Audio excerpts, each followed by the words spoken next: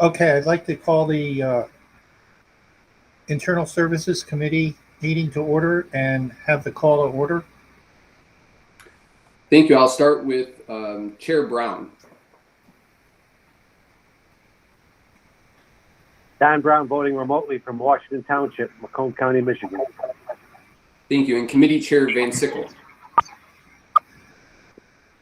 Don Van Sickle, Sterling Heights, Michigan, Macomb County, remotely.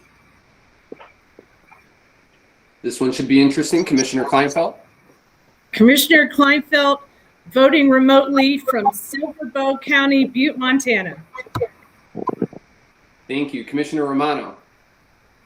Commissioner Romano, District 4, Sterling Heights, present and participating remotely in Macomb County, Michigan. Thank you. Commissioner Kraft. Commissioner Phil Kraft, attending remotely from Chesterfield Township, Macomb County, Michigan. Commissioner Hall.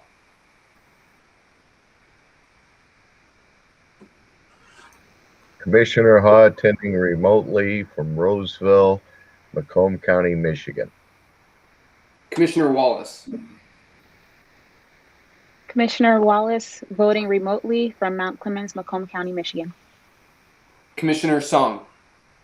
Commissioner Song, voting and attending remotely from Warren, Macomb County, Michigan. Commissioner Zinner. Commissioner Zinner, virtually attending from Harrison Township, Michigan, Macomb County.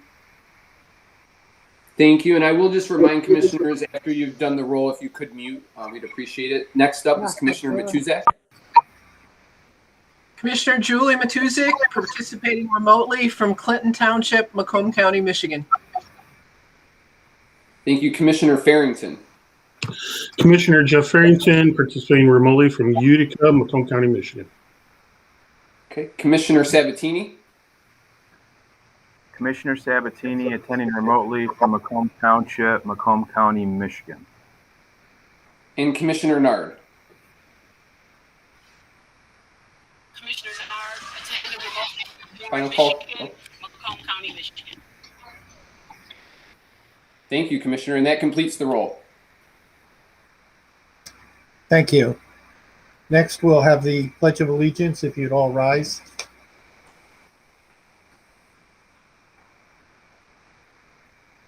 I pledge allegiance to the flag of the United States of America and to the republic for which it stands, one nation, under God,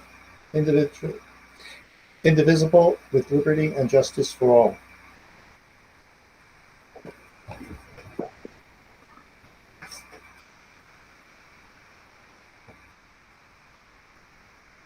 Next is the adoption of the agenda. Romano will adopt the agenda. Zinner, second. The agenda's been moved to adopt and second it. All in favor, please vote.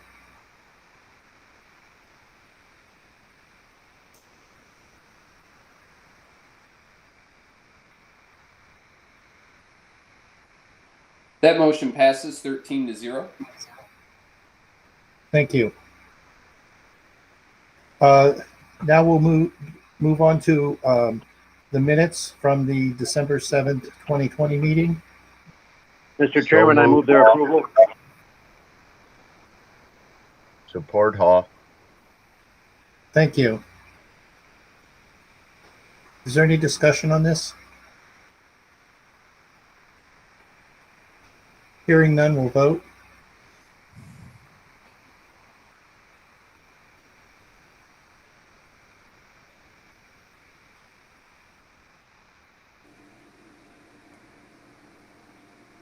And that motion passes 13-0. Thank you. Now is time for public participation. The first opportunity for public participation is for those who wish to speak for a maximum of 5 minutes on an item which is on today's agenda. We have a second public participation opportunity later, during which comments can be made on issues other than what's on today's agenda.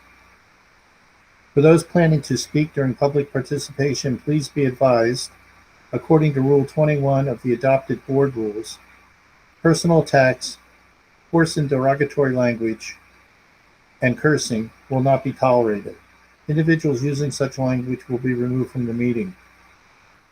Also, those who call in by phone for public participation will be asked to speak first in an orderly fashion. Those who join virtually will be asked to type their name into the Google chat box. Those names will then be called in an order in which they are received. Is there anybody on the phone who wishes to participate in public participation? Do we have anybody in the chat box? Chair, there is no one who has entered their name in the chat box for public. Thank you. Again, anybody who wishes to participate in public participation?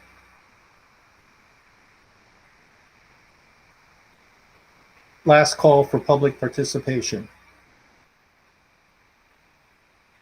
Thank you. We'll close that.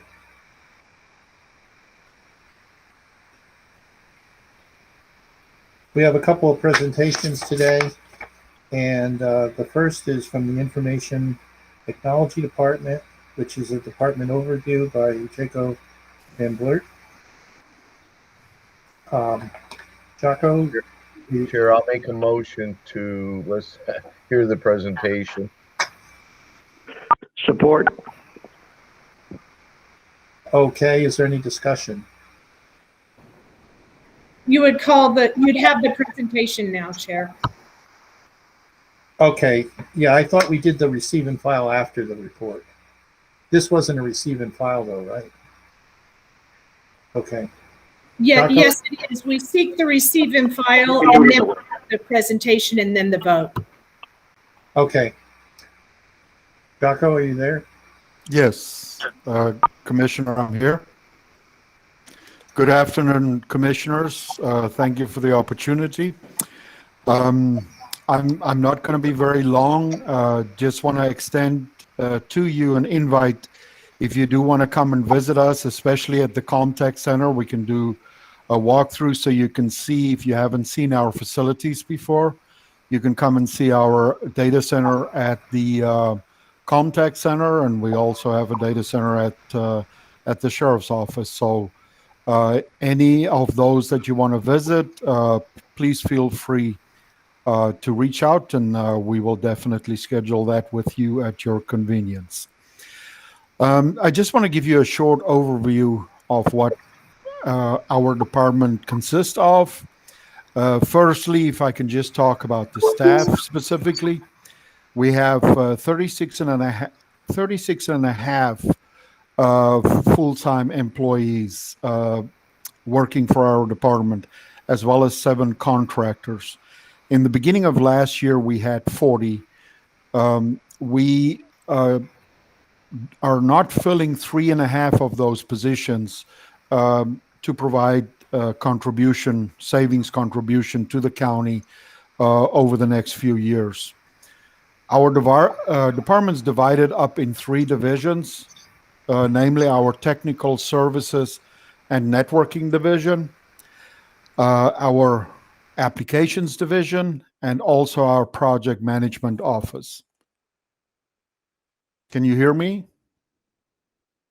Sorry. Good. I thought I lost you there. All our PC server and network support staff report to technical services and our network manager.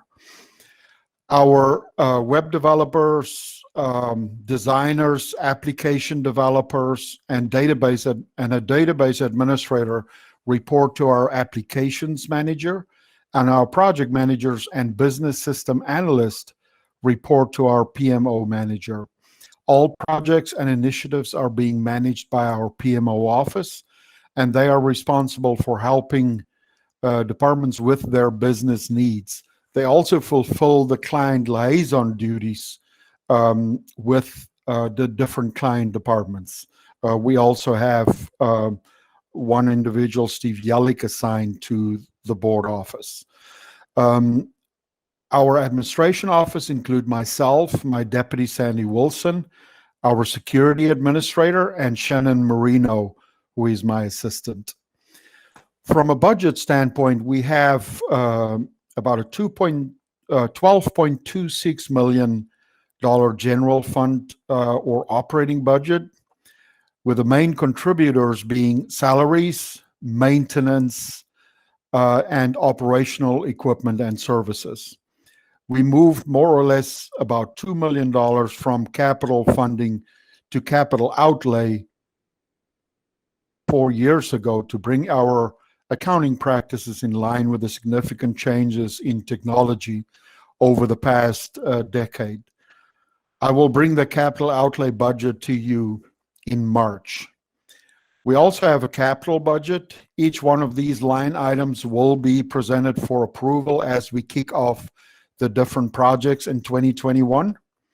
The total of our capital ask for 21 is 2.8. We also have a telecommunications budget of about 1.67 million. And the main contributors here is vendor payments for telecommunications of around about $750,000, as well as maintenance for $450,000. As far as our infrastructure is concerned, our LAN or local area network infrastructure consists of a fiber network that really connect all our main centers to create a network of connectivity back to 2 data centers. The one is at Comtech and the other one is at the sheriff's office. We have redundant arrays for compute and storage at these 2 locations. We also have 2 internet pipes provided by AT&T, one going out from the sheriff's office and one going out from Comtech. Our main campus locations have a fiber ring that connects all of them to allow for redundancy when we have fiber disconnects. We have over 200 back-end applications that we service for the many different departments. Most of them are hosted locally on our network. However, we do have a significant presence in the cloud. A very good example of that is Google, our Google Mail system, as well as Google Docs. That is hosted by Google. We've also migrated some of our backups to the cloud for better redundancy, especially for geographical disasters. We will continue to research and evolve in this regard as services become cheaper and more secure in the cloud. That's a brief overview of our department and what we do. And if you have any questions, please feel free to ask.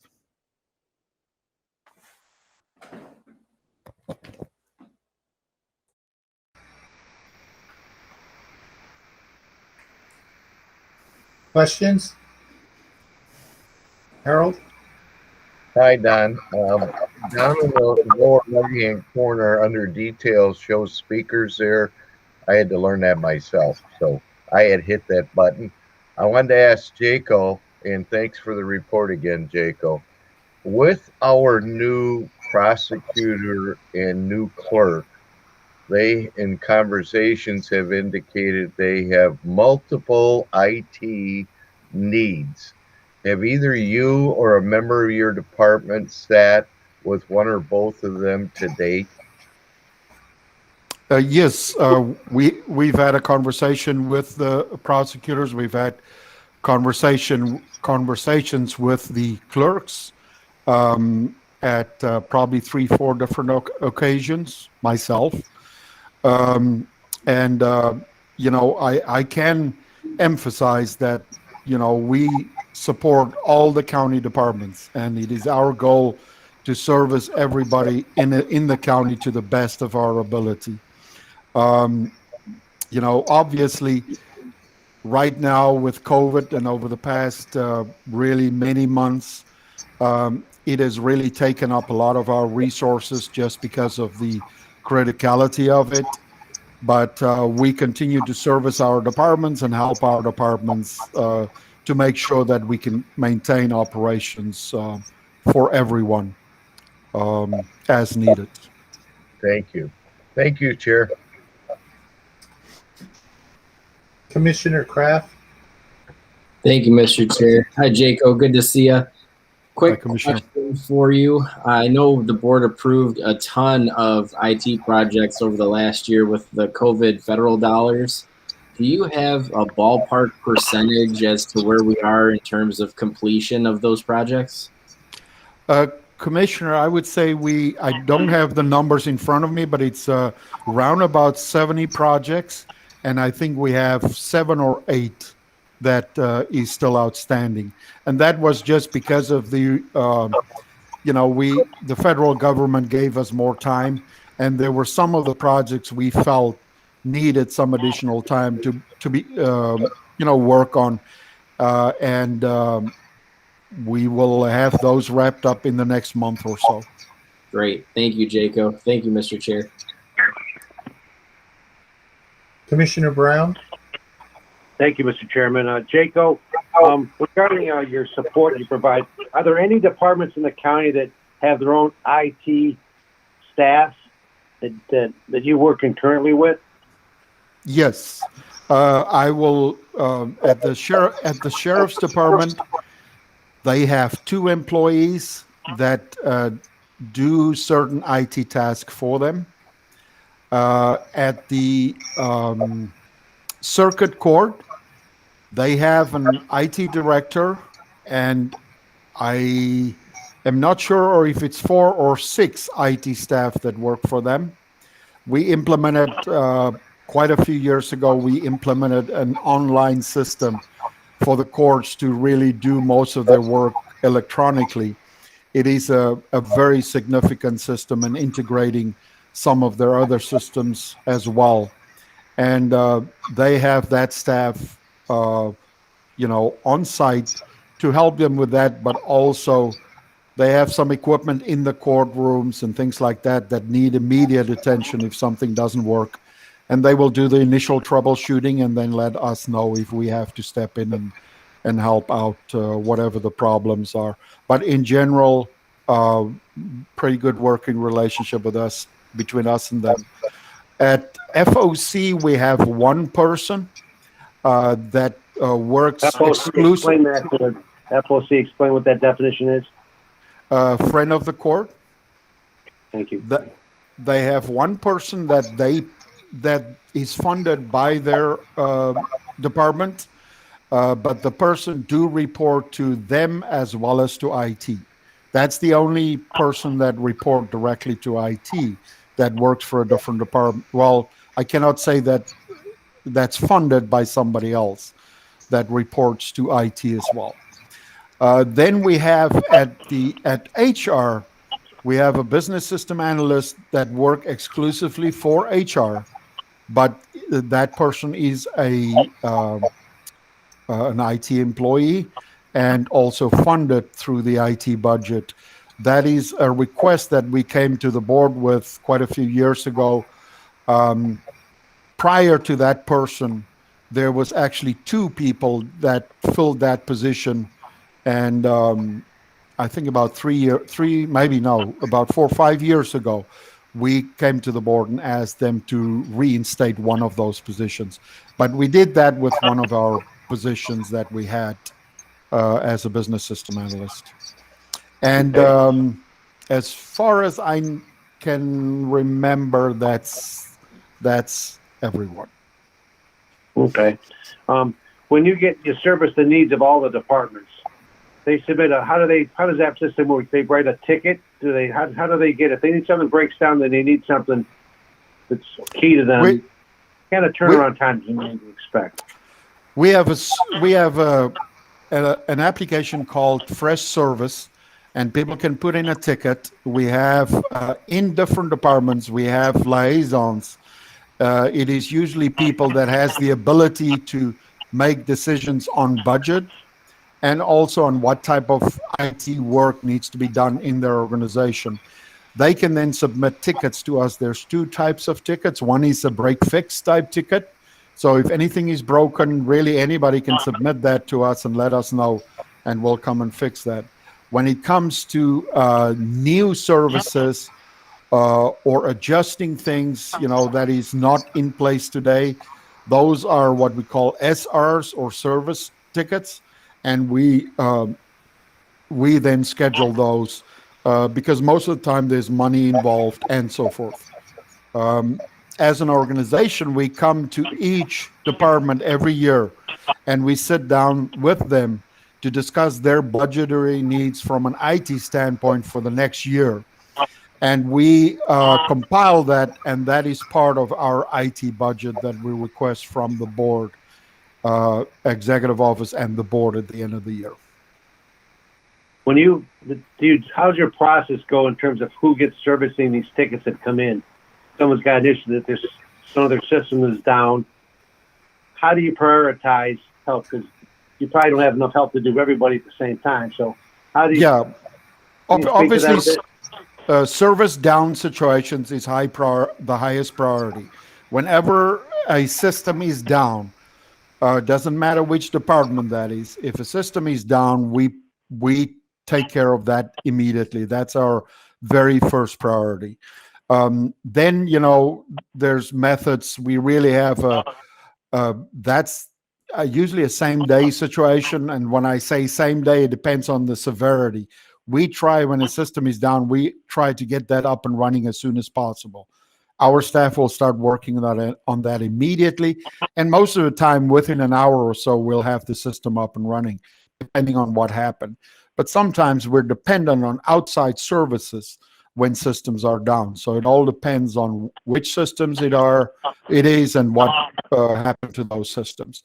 And then the next is kind of same or 8-hour service, where we feel that there is still some lead time, and we'll take care of the more urgent things, and then take care of these things within a day or so. And then you have tickets that need to be taken care of. Usually we have a limit of 6 business days, that we try and take care of any break fix ticket in our system. Okay, thank you. Another subject on your IT, you also cover phones, don't you? Yes. The phones we have in our buildings, our landlines, as well as cell phones, is that correct? That's correct. All right. Thank you, Mr. Chairman. Thank you. Thank you, Jaco. Thank you. Commissioner Zhang. Thank you, Chair. Hi, Jaco. Hi, Commissioner. Thank you for the department overview. I have a question about the phone lines. Could you give us an update? I know you guys had switched over to the AWS cloud system. How's that going? I know we're still limited on vaccines. People are still calling on Tuesdays. But how are the phone systems working out for people who are calling now? That phone system has really been working out great for us, Commissioner. It has really improved two things. One of the goals, obviously, was to move this outside of our network because of the call volume or call path limitations that we have on our own network. And that has happened. So in the beginning, we had issues with dispatch and some other areas that couldn't make phone calls during critical times. We've resolved that issue, and that has not been a problem since. Also, from another standpoint, the call volume that we receive every day that happened, yesterday again, the call volume is enormous. We're talking, within an hour, hundreds of thousands of phone calls coming into our system. What has happened in our system, we can handle 10 simultaneous, and I'm talking fractions of a second, calls, 10 at one time through our servers. And that was running around about 30 calls. Now that we're on Amazon, obviously, they have systems that far exceed the capabilities that we have, and we have not run into any issues there. We have a call line of 100 deep, but we have not ran into any issues regarding the system crashing or going down or having difficulties keeping up with with the demand. So it's been working for us pretty well. All right, thank you.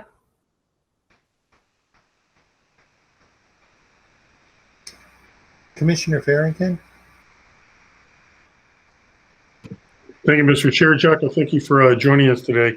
Kind of follow up on a couple of the other questions. In the departments that you have primary responsibility for IT, executive office clerk, prosecutor, treasurer, and the board, are there any of those groups from your perspective that are being underserved compared to the others? Commissioner, that's a very difficult question, and I'll tell you why. I'm not trying to make excuses. We have, like I said, I'll give you some perspective. We have 37 and a half staff members, to service our organization. We worked ourselves up to 40, and it was on purpose to get to that level, and that was to provide better services, obviously. During the 2008 downturn, we went down, I think, if I remember correctly, to around about 34 or 35 staff members. Worked ourselves up to the same numbers that we had prior to that. So I'll be lying to you if I tell you that we're providing the same services that we're providing yesterday. But I can tell you this, that we are doing our utmost best to keep up, like every other department, with the people that we have available. I personally believe that we do a pretty good job of that.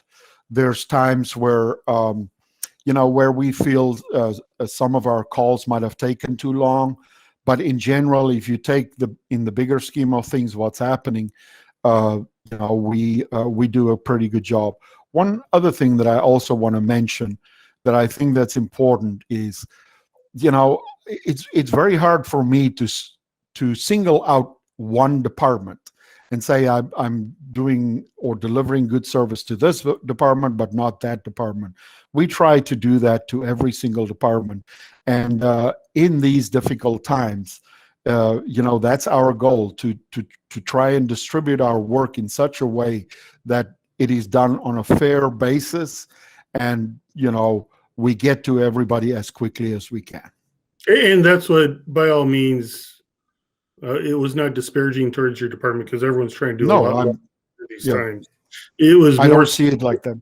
Yeah, I imagine, as in your role, you're evenly, as much as possible, trying to help each one of the departments evenly. So I imagine that's the outcome from your perspective, correct? That's correct. So thank you very much, sir. Commissioner Kleinfeld? Thank you, Chair. Jacob, with respect to our ability to take large amounts of phone calls, particularly with regard to the vaccine, aren't we setting ourselves up, or at least setting the residents up, for failure in that regard if we instruct all of them to call at the same time on the same day? And so there's 400,000 people available. If we tell 400,000 people to call Tuesday morning at 8:30, aren't we setting ourselves up for failure in that regard? Commissioner, that's obviously a question for Vicky, but I can tell you that in the background, the committee that works on this COVID-19, we pretty much meet every day, every morning at 9 o'clock. And then there's multiple meetings outside of that where we discuss these exact issues. And I can tell you that they are working on many different ways to mitigate the issues that we do have. It's obviously a very difficult thing to handle. We want to provide perfect service to everybody. This is just such a huge task that I think it has to be done in the best way possible. So I think, saying that we set ourselves up, I think that's just, not by choice. It was what we had to do to get this going.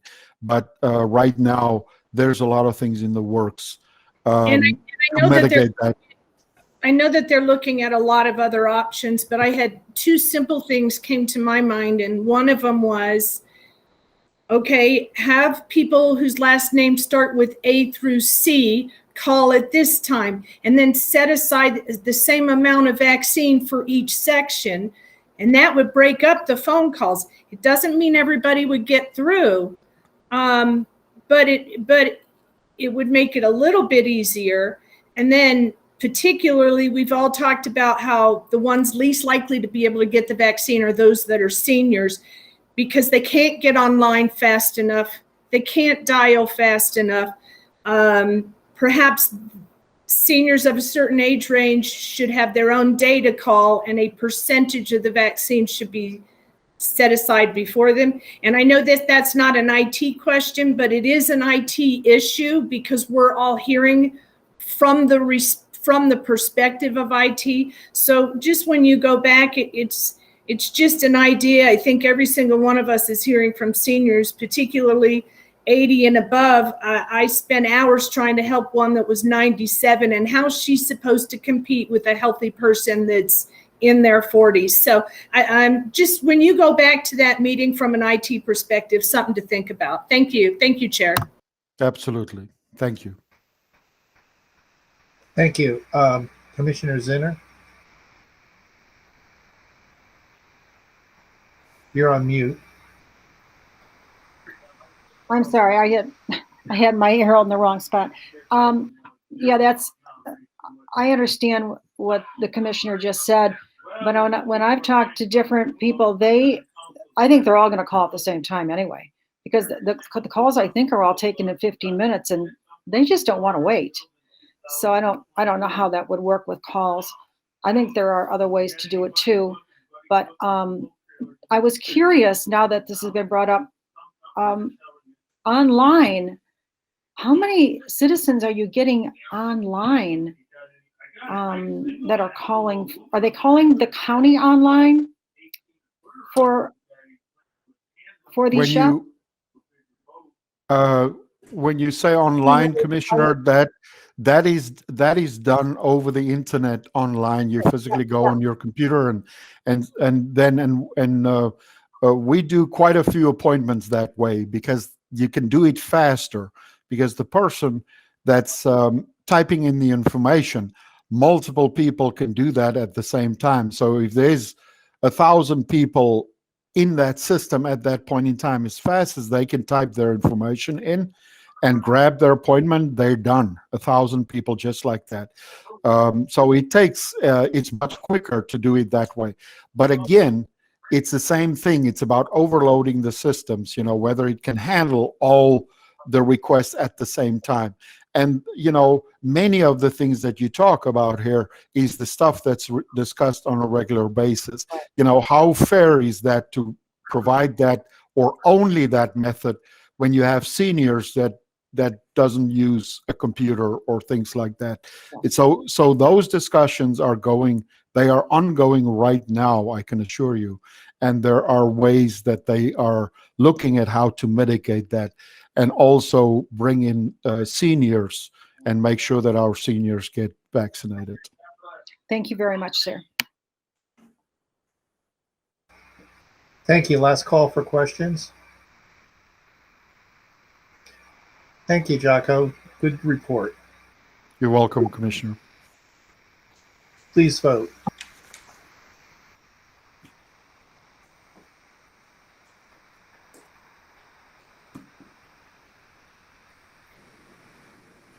That motion passes 13-0. Thank you.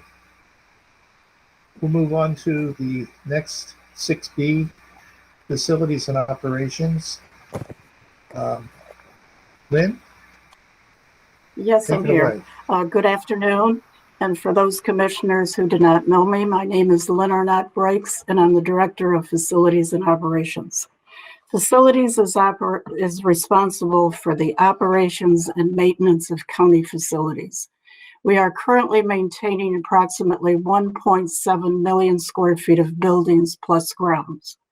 Our 2021 operating budget is a little over 19.5 million, and we currently have 87 employees. We have skilled trades personnel, we have boiler refrigeration personnel, we have custodial personnel, We have security personnel and a small administrative staff. The facilities department budget bears the expenses, the operating expenses. So we pay the electric bill, gas bill, water bill, sewer bill, the grass cutting bill, snow removal, elevator repair and maintenance, janitorial services and supplies, equipment repair and maintenance, building repair and maintenance. We also pay the property insurance, and we pay the telephone expense as it relates to fire alarms, boiler alarms, sump pump alarms, and the emergency phones in the elevator. This budget also bears the expense of the roofing repair or replacements, paving projects, hazardous materials abatement, carpeting or floor covering replacement, and also masonry tuck pointing. Our trades and boiler refrigeration personnel utilize a work order system. Once a work order is completed, the costs are for labor and materials are applied, and then the expense is appropriated to the correct building and line item. In addition to the facilities and operations operating budget, we prepare a portion of the 5-year capital plan. The total for facilities in the 5-year plan is estimated at a total cost of $26 million. This plan is submitted annually and is submitted with the operating budget. A sampling of the items in the capital plan that are targeted for 2021 is the replacement of the outside air dampers at the court building, and this item is actually on your agenda for today. We also have mechanical systems component replacement at the jail. We have a small sanitary sewage lift station at the jail for replacement. We have a shower replacement in the mental health area of the jail. We have the juvenile court boiler replacement, Southeast Health Center HVAC renovation and building renovation. We have the underground electrical replacement. We have the boathouse project, which is also the replacement of the seawall.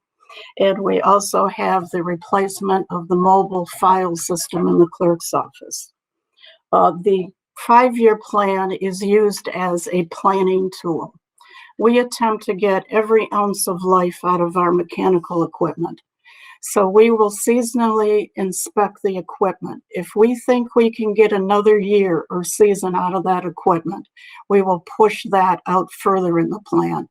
If we see that based on the inspection that we need to move it forward and bring it to you sooner, you will see that in the presentation. Now, that is really my conclusion of my brief presentation, but certainly if anyone wants to tour any of the facilities, if they want to actually take a look at the equipment that we're referring to, we'd be more than happy to do this. If you have any questions, concerns, just want general information about the buildings, please call or send me an email. We'd be happy to respond. Thank you.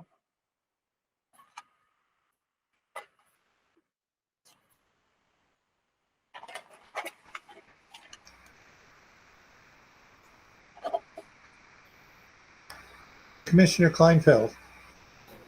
Thank you, Chair. I'm just going to make a motion to receive and file. Thank you. Is there a second? Supported. Thank you. Commissioner Matusik. Good afternoon, Director. I just have a question. The part of the things you're talking about are replacing the HVAC systems. I'm wondering, as we're doing that and doing upgrades to those systems, we're taking into account the CDC recommendations for air exchange as it relates to the pandemic? Certainly, mechanical engineers will be looking at that very issue. And there's also some architectural features that you can integrate into the buildings. Great. because I think we need to keep our employees and our citizens as safe as we can. And if we're already making modifications and changes and replacements, we should keep that in mind. Thank you. Absolutely. Thank you.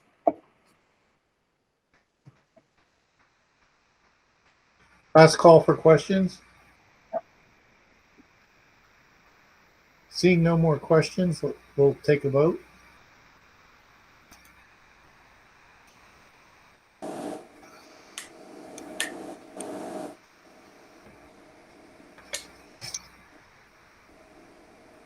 That motion passes 13-0. Thank you. Moving on to 7A, contract AT&T Complete Link ILEC Centric Service with Jaco. Jaco, you're on. Good Chair, afternoon. I'm sorry, Chair, we should get the motion. I'll support. Thank you.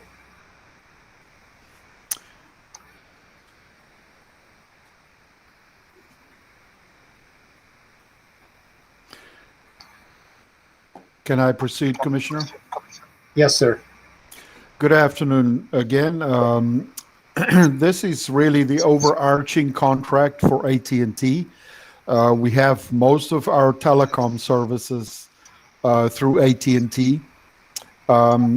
This is a 2-year contract. It's called Complete Link. And really the other contracts that we have under AT&T also fall under this contract. This is a 2-year contract. The other ones are 3-year terms, and they will be coming up for renewal in 2022. So we will come back with those contracts to you at that point in time.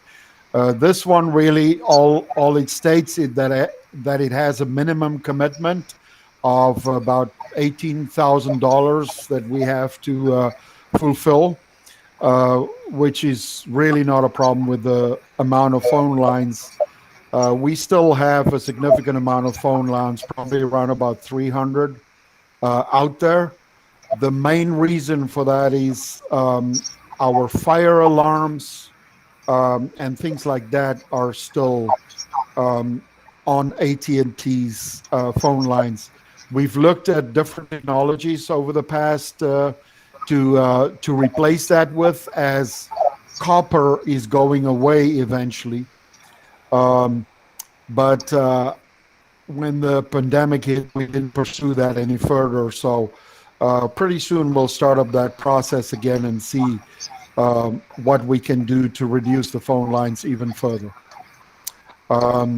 It is our ultimate goal not to have any Centrex or POTS lines anymore, because of the fact that copper is not going to be available forever, but that'll still take a year or two for us to reach that goal.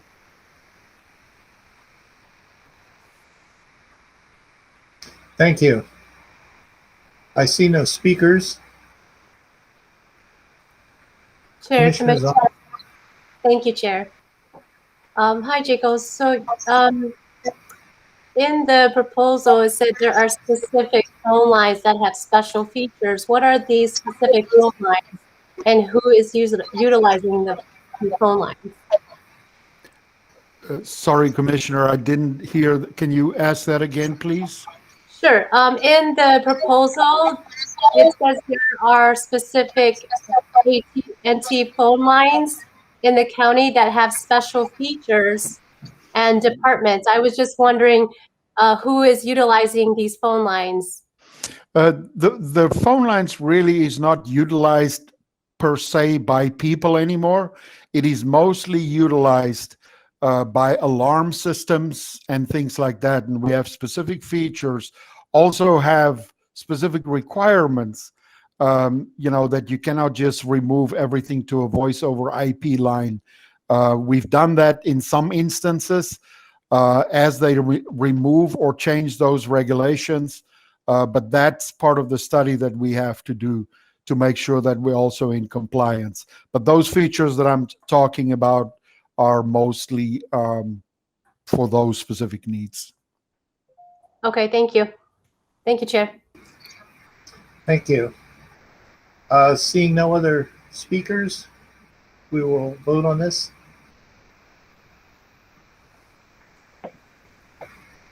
Romano verbally votes yes. Thank you. That motion passes 13-0. Thank you. Okay, we'll move on to item 7B, maintenance agreement with governmentjobs.com, which is doing business as NeoGov for your eForms subscription. I'd like a motion to recommend Move this to. Support Is there a Ferry. second? Thank you. Hey, Jocko, we'll turn the meeting to you again. Commissioners, this is again those regular items that we bring to you regarding our maintenance budget, which is just over $5 million. It's quite a bit of money we spend every year on maintenance for many different systems that we have in place at the county. NeoGov is one of the systems that's being used by the HR department, and eForms is one of the areas that they use. They specifically use that, to have people fill in forms and things like that. I think we just recently had one where people could buy back time off or something like that. So that's what they use eForms for.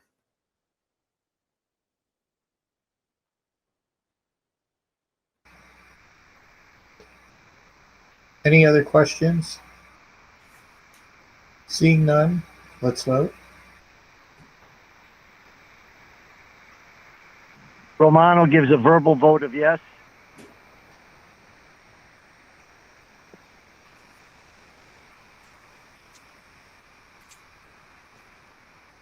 That motion passes 13-0.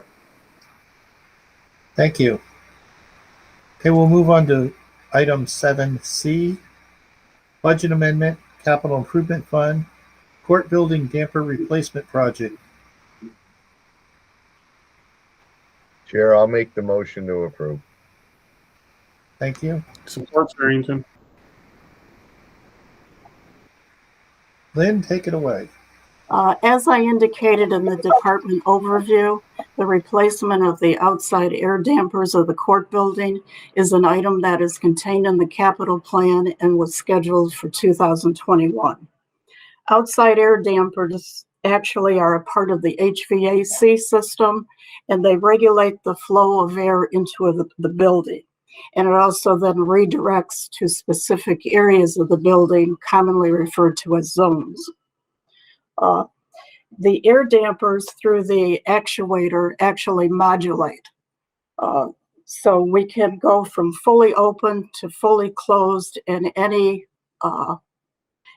in between. The equipment is also tied into the building maintenance system. For instance, how the air damper works. In the spring and fall, when you have a pretty good temperature, outside temperature, we will open up the dampers and you actually have free air conditioning when you do that. In the summer, we will close the dampers to 20% when we start mechanical cooling. In the winter, the dampers are closed, and we then use return air to control the heating temperatures. When the dampers do not seal properly, that's when we know we're going to experience problems. If that happens during the winter and it's cold enough, we have the potential of freezing the coil. The dampers to be replaced in this item are actually original equipment to the building. So these dampers are from 1968-69 vintage. The purchasing department solicited bids for the replacement of the air dampers on the Mitten site. 85 vendors were notified of this solicitation. 19 vendors viewed the documents, and one sealed bid was received and publicly read by the purchasing department on January 21st, 2021. A post-bid interview was conducted with the contractor, and he appears to have a clear understanding of the project.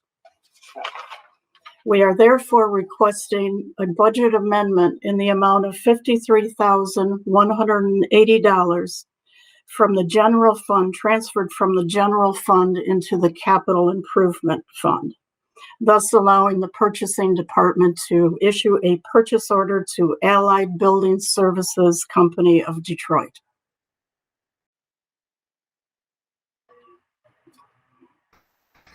Thank you.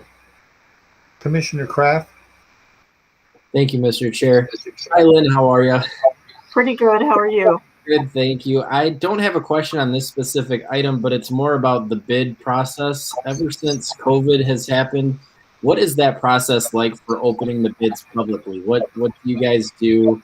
You know, is it on Zoom? Is it still in a room? You know, how does that process work? Purchasing conducts that, and they actually open them up in a room. Anyone is able to attend. They also post the bid results on the Mitten site, because some vendors will just drop off their bid and they do not stay for the bid opening. So all that is communicated through the Mitten site. Got it. Thank you, Lynn. Thank you, Mr. You're Chair. welcome. Thank you. Last call for questions. Seeing none, let's vote.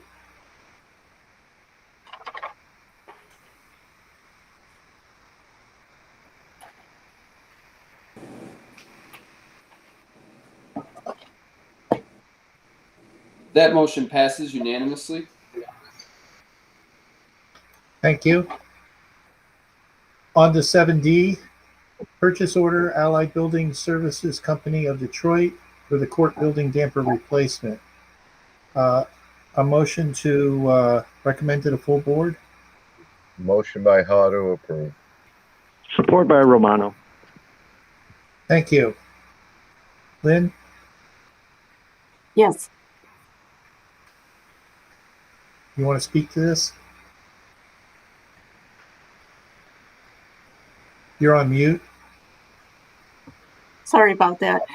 This is requesting the authorization for purchasing to issue a purchase order to Allied Building Services of Detroit in the amount of $53,180. So this is the money we just transferred over. You're That's now going to correct. That's correct.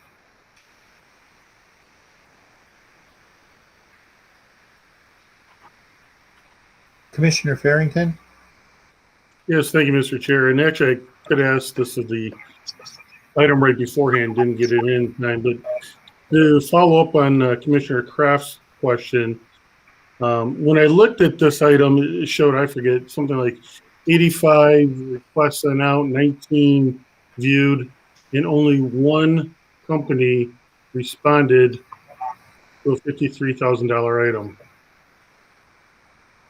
It doesn't seem like a very robust purchasing program if we only have one vendor responding to an item, and that kind of concerns me. So in generalities, if you can speak to what the reasoning is that only one person would respond to a request to do business. It is somewhat unusual for our office to receive one bid. And the way the Mitten site works is contractors or vendors sign up for the Mitten site. So they designated what categories of work they want to receive bid information regarding. When I say 19 vendors viewed the documents, they may have just opened up the first page and clicked out of it, and they weren't interested in the project. We know there's a tremendous amount of mechanical work out there. This wouldn't be considered a very large mechanical project, but we know that vendors are attuned to the Mitten site because they can get all cities, township, village, school district bids. And I know they are looking at the site, but I really can't explain why just one bid other than there's a lot of work out there. Okay, I mean, and that does make sense. I am familiar with the Mitten site in my other life. My only concern is if it's always awarded to one firm, everyone else will stop using it or bidding on it. And being a new commissioner, you said this is fairly unusual to have one, and your reasoning makes sense. So I appreciate the input. Thank you. Thank you. Thank you, Commissioner Brown. Thank you, Lynn. Following up on the question of the bid process. So the bids are still being opened. Are they available on Zoom though? Mr. Kraft asked are they opened on Zoom so people could view them? You said they're welcome to attend the meetings, but are they actually on Zoom as well? I will have to find out from purchasing. I don't believe so. And for a lot of the commissioners that know me, when you're talking about technology, I almost don't know what you're talking about, but I do know what Zoom is. But I will find out that information for you. I think that's important that it is, and it shouldn't be no reason why it wouldn't be, but if they probably are, but just double check that for us. Also, the county the county purchasing office used to have their own bid list. They'd call out for certain types of jobs that we needed. You know, does the county still maintain our own list, or do we do everything exclusively through the Mitten site for work that we need done around the county? I would say for the most part, it is through the Mitten site. Now, if we have a large project and we have a contractor that has done work for us, has done an excellent job, we will make the effort to alert them that there is going to be a bid out there. But we do not have, as far as I know, there's no internal county list that we send out bid notices to for local contractors. You know, the county has a policy, you know, giving preference to bids if they're in the county. They're housed in the county, and you know, we can debate that whether that's the right thing or not to do, but it was a local preference thing. So maybe we need to bring the purchasing office in to explain that, especially for our commissioners reviewing these contracts and bids. I think that's going to be important information for especially our new commissioners to understand, and for those of us to get finer point questions to ask as well. So I think that would be very, Chairman, I think that would be very helpful to explain the bid process and what is required when you need a formal bid. Certainly. Do you want to do that now? Well, Lynn, I think that'd be a separate agenda item for a future meeting, I think, Mr. Chairman, so they can get the time to prepare us the background material that we'll all need to review ahead of time. Yes, and we would need the purchasing department involved in that conversation. Thank you. Thank you, Mr. Chairman. Thank you. You're welcome. Commissioner Farrington? Yeah, thank you very much. As I said, my other life, I've used the Mitten system, not county work, but state federal. And there are components in there if the county wanted to set them up as a preference, because let's say they are located in Macomb County, that's all part of it. The whole Mitten system was created to take bias out of it. We'll call it political bias for no better description. And so you can put biases in for disadvantaged type companies or companies located in your jurisdiction, Macomb County. So those things are part of the system. So when they get the bid, they're already getting additional check marks in their favor. So just to help you guys out. Commissioner, I was not aware of that, but maybe the purchasing department is familiar with that option. Yeah, I agree with Chairman Brown and Chair Van Sickle that probably would be a good presentation in the future for purchasing to do it.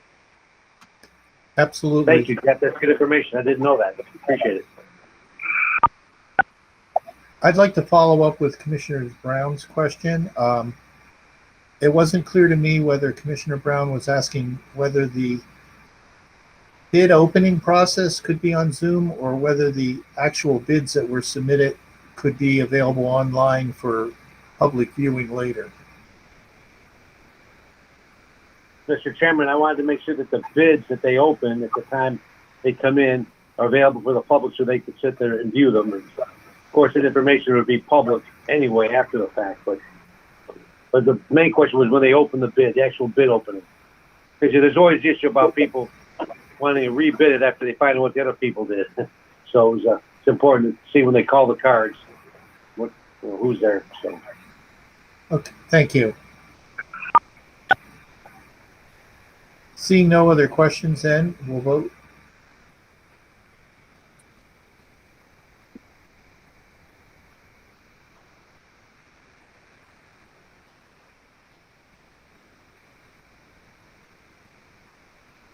And that motion passes 13-0. Thank you.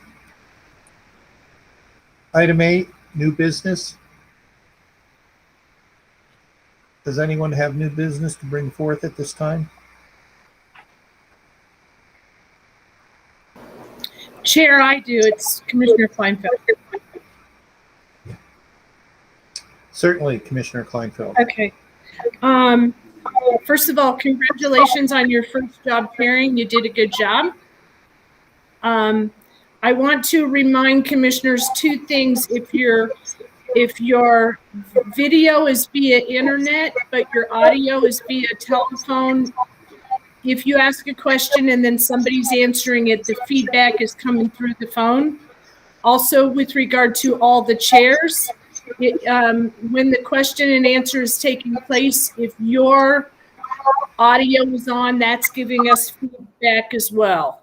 But besides that, everybody's been doing a really good job. Congratulations, Commissioner Van Sickle. Thank you, Chair. Thank you. Any other new business? Hearing none, we'll move on to item 9, public participation. This is the second opportunity for public participation for those who wish to speak for a maximum of 5 minutes on an issue other than that which is on today's agenda. For those planning to speak during public participation, please be advised, according to Rule 21 of the adopted board rules, personal attacks, coarse and derogatory language, and cursing will not be tolerated. Individuals using such language will be removed from the meeting. Also, those who call in by phone for public participation will be asked to speak first in an orderly fashion. Those who join virtually will be asked to type their name into the Google chat box. Those names will then be called in the order in which they are received. Do we have anyone on the telephone?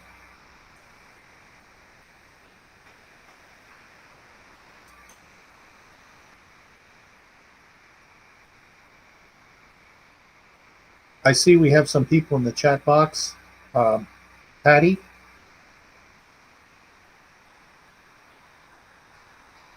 Chair, I don't see any people in the chat box. Oh, I'm sorry. I thought, excuse me. You were prompting me. I thought you were asking to speak. Never mind. Thank you. So seeing none, no one in public participation, we'll move on to item 10, adjournment. Do I hear a motion to adjourn? Motion to adjourn, Romano. Second. Supported, Farrington. Thank you. Motions, I know there's no discussion, so we'll vote. Great job, Don. Good job, Don. Thank you. Excellent. Very good. Fabulous Smooth job, as silk. Don.